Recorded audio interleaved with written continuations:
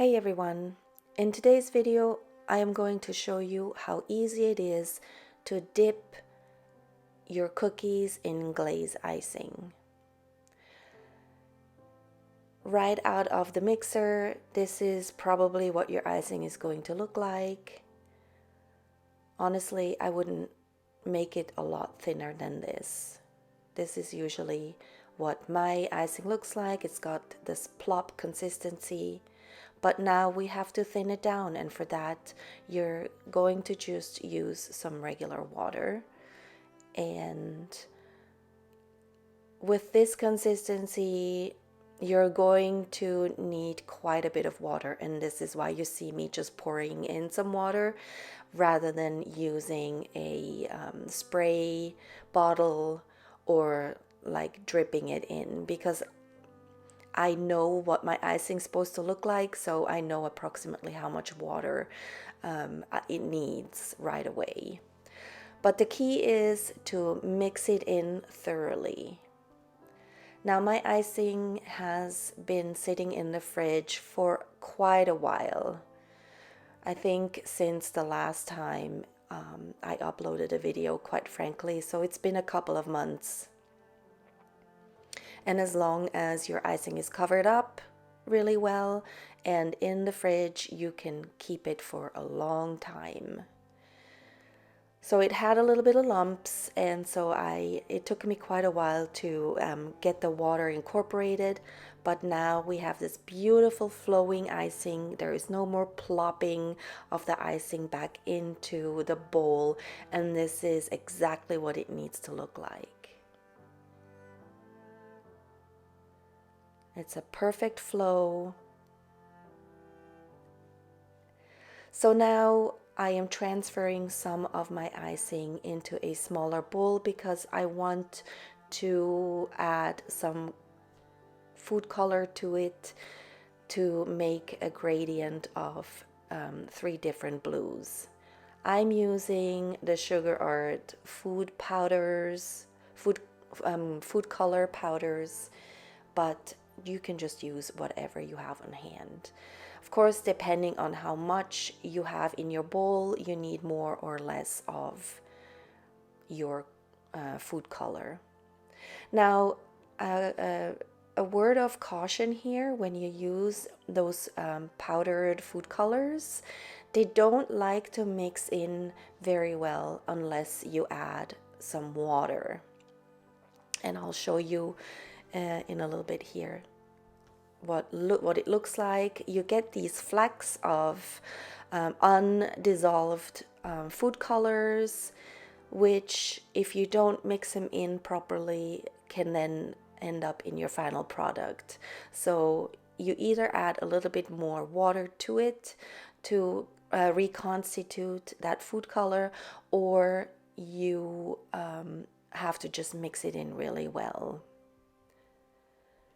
I am showing you my icing here after it has been sitting for a while, and I want to point this out. There is barely any bubbles, and for an icing that was mixed the way it was mixed here, if it's a fresh icing, you would have ended up with quite a bit of bubbles. I am showing you what I'm doing here because if you have these bubbles, you can pop them this way. Just run a spatula or a spoon over the top, the surface of your icing. Don't try and incorporate any more air to it. You just simply want to pop those bubbles by running the spatula over the surface of your icing, and that should take care of it. I also didn't put my blue icing in bags because I was only decorating a few cookies. So I just drizzle the different blues on top here out of my containers.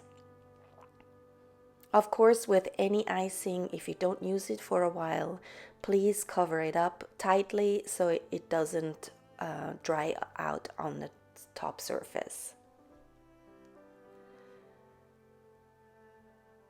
You can use a little spoon, or I'm using a boo-boo stick here, and I'm just drizzling the icing on top of my ready to dip white glaze.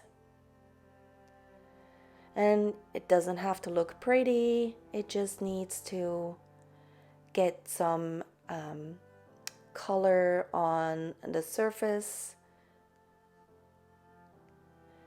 Now this one, as you can see, I didn't stir well enough, and it still had some of those darker blue flecks.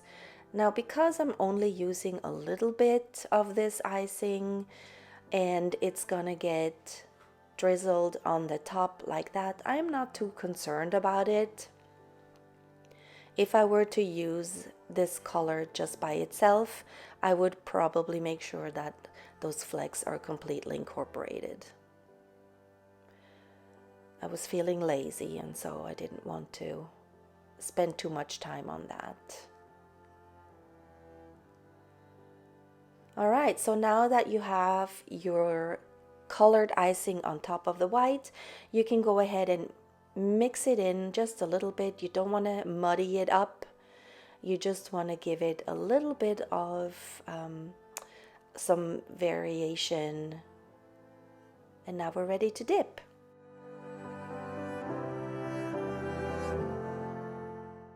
My cookies are very sturdy.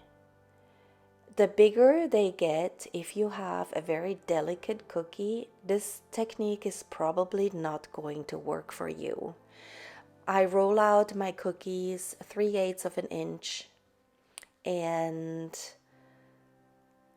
especially the bigger cookies, I tend to bake just a little bit longer if I know that I am going to dip, just to give them a little bit more sturdiness. But look how quick and easy this was. There's literally no bubbles on the surface even after dipping. And that is because my icing was not fresh. There is barely any bubbles on the surface here. If you had any bubbles on the surface still, you could pop them with your scribe tool. But usually what happens after a few dips, your icing will settle down and you won't get as many bubbles. Now the key for a bigger cookie is to let most of that icing drip off before you turn it over. The more icing that sits on your cookie surface, obviously, the more it wants to slide off of your cookie after it's turned over and set to dry. So this is regular speed. I am not speeding it up, and this is literally how long it takes me to let that icing drizzle off the cookie. Now, if you have some areas that are not fully covered, you can go ahead and use your scribe tool or whatever toothpick you have on hand, and you can manipulate your icing to where it needs to go. Perfect. Hardly any bubbles. Usually I'm not too worried about bubbles on top of the surface because most likely I will cover them up with more icing. Sometimes you have some cookie crumbs that end up in your dipping icing, and then you just fish them out. You don't always have to add more colored icing on top. Just use your own discretion if it needs more.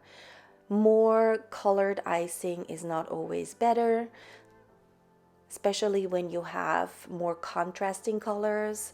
They might end up making your icing too muddy, meaning the more you mix in those different colors, the more they're gonna mix together, and then you end up with a color that you don't want. But these are in the same color family, only different gradients, so I'm not too worried about it.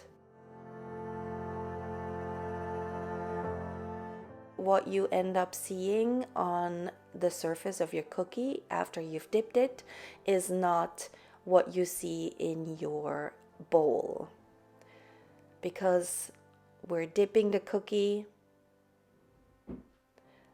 The top of the surface of the icing ends up on the bottom surface of your cookie, so I wouldn't be too worried what it looks like on top.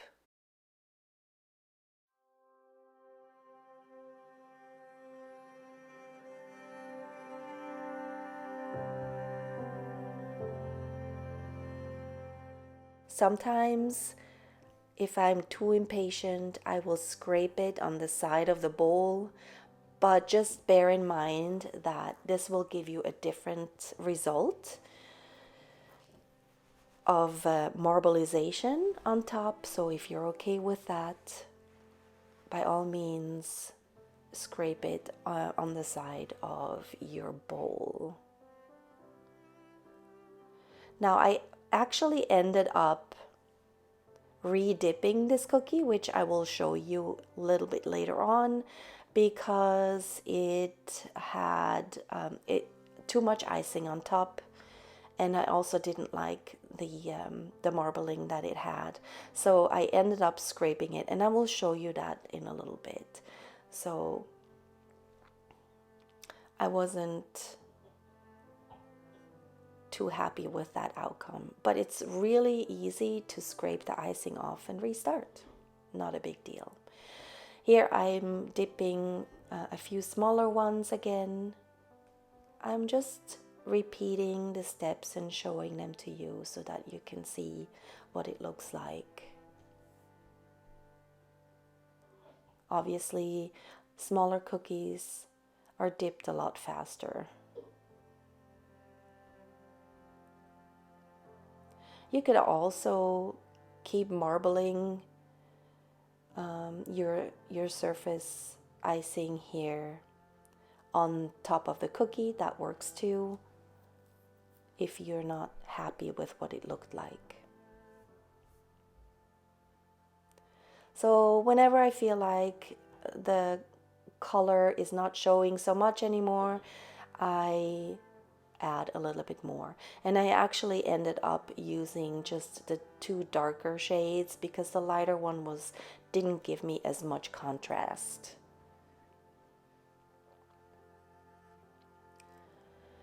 Now, just be aware that this can get really messy. So you want to have maybe a damp washcloth next to you so you can wipe off your hands. Especially if your cookies are thinner than 3/8. Sometimes you end up dipping your fingertips into the icing this way as you're trying to get it out. Also, it creates a kind of a vacuum, so I kind of have to shimmy the cookie out of the icing in order for it not to break. So you saw me kind of wiggling the cookie out of the icing.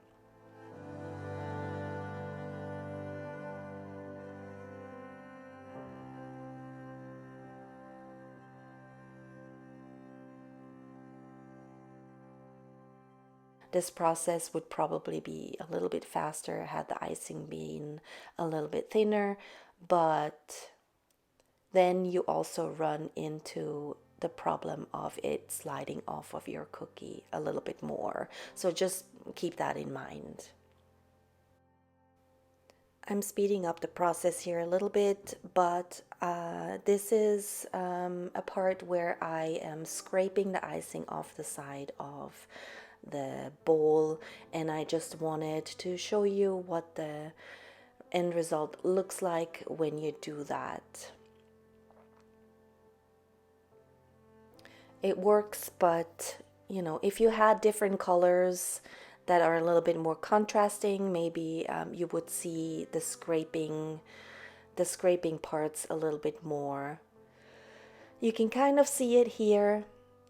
It's not too bad, but yeah, I like to just let it drip off on its own.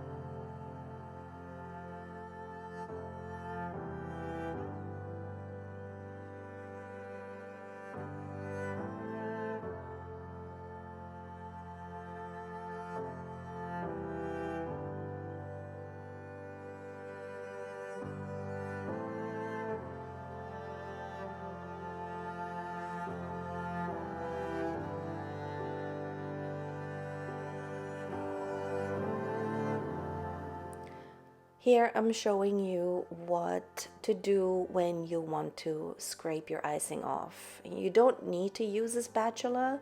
You can also use a knife or a spoon or whatever you have on hand. But yeah, also if you move your icing like that, it gets these hairline cracks on the surface, and that is due because the bottom layer has not fully dried yet and the top layer has crusted over, and so the icing that is not dried yet will move and create these hairline fractures on your cookie surface. So just be aware, the more you move your cookies, so once you either ice them the traditional way or dip them, the more you will get hairline fractures. So I scraped it off and I prepped my icing one more time, and now I am re-dipping my cookie and I'm scraping it on the side of the bowl. And because the first time around I had just a little bit too much icing on my cookie, so I decided, because this is such a big cookie, that I will scrape it off the side of my bowl to eliminate most of that icing. And while I'm not extremely happy with how it looks, at least my icing will stay on the cookie and there won't be too much on top.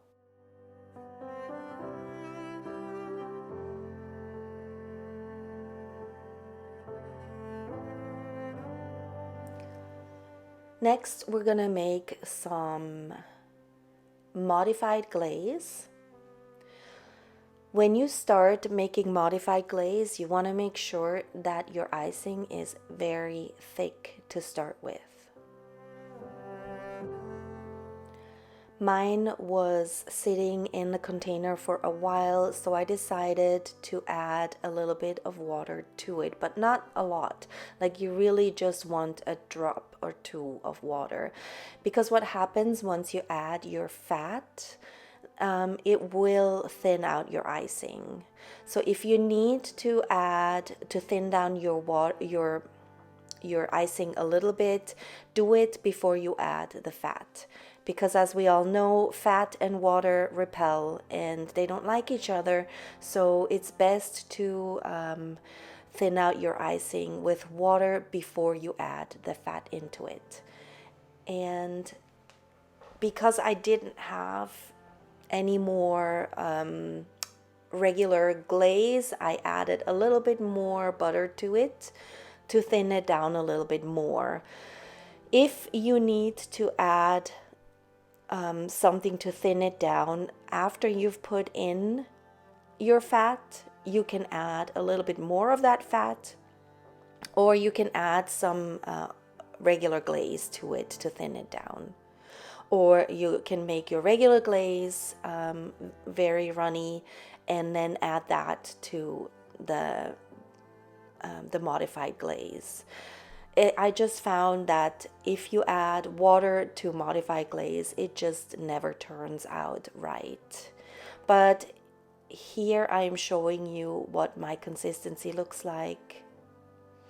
And that consistency is great for line work, for dots, for things like that. If you want to make flowers, the modified glaze has to be much thicker. I have transferred it into a bag, and as you can see, the bag fits nicely into the palm of my hands. You don't want to overfill your bag because that just makes it too difficult to pipe. Your hands can get very, very tired when the icing tends to be thick. So I have realized that if I just use a minimal amount of icing in my bag, I have much better control. You can always add more if you run out, and if your bag gets too small. If you saw me in the beginning, I also added the leftover from the top of the bag into the palm of my hand, and that also helps bulking up your bag a little bit if you need to. And then you can just decorate and pipe your lines with whatever you like. This modified glaze will stay where it is at. Why do I use modified glaze instead of just regular thick glaze? For one, the thick glaze is just too hard to pipe for me, especially when you have a small opening like that. And it also tends to, even if it's thick, sometimes it tends to spread out. The line will not stay crisp, and that is why I like to use my modified glaze recipe. Of course, you can use regular royal icing if that's what you have on hand, if that's what you choose to use for your decorations. By all means, use royal icing if you want to. You don't have to use modified glaze at all. But for those of us who just use glaze icing, modified glaze is just really nice to have on hand and super easy to make. All you need is about a cup of regular thick glaze icing and about a half a teaspoon of solid fat. For me, I use butter. If you have Crisco on hand, you can use Crisco. You can even use like a butter substitute. I would not use a liquid oil such as avocado oil or canola oil because it just thins your icing down too much. Crisco or butter works really well for this.